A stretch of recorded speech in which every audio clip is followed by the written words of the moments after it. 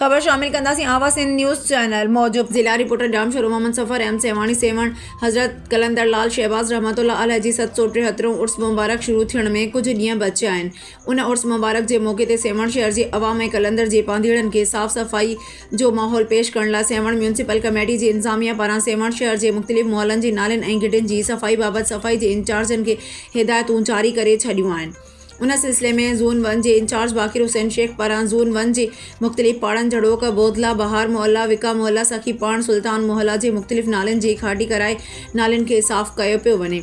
जॾहिं त मथे ॾसियल मुहल्लनि जी गिडनि जा रोज़ाना जी बुनियाद ते ॿुहारी ॾियारे सफ़ाई करण जो अमल जारी आहे। जॾहिं मूं सफ़ाई इंचार्ज ज़ोन 1 बाकिर हुसैन शेख सां फ़ोन ते राब्तो कयो त उन जो चवणु हो त असांखे पंहिंजे महबूब chairman Syed Shahzad Haider Shah municipal committee Sehwan हिदायतूं कयूं आहिनि त दरगाह हज़रत कलंदर शहबाज़ रहमतुल्लाह जो उर्स मुबारक अची रहियो आहे। ही सेवण शहर में लखे कलंदर जा पांधीड़ा ईंदा, हुन जे करे सेवण शहर जे गिटनि ऐं नालनि जी सफ़ाई वग़ैरह मेले खां अॻु में मुकमल करे शहर सेवण खे साफ़ कयो वञे। जीअं हज़रत कलंदर शहबाज़ रहमतुल्लाह अलैह जे पांधीड़नि खे सफ़ाई बाबति शिकायत पेश न अचे, उन सिलसिले में सेवण शहर जे नालनि जी सफ़ाई कराई पई वञे।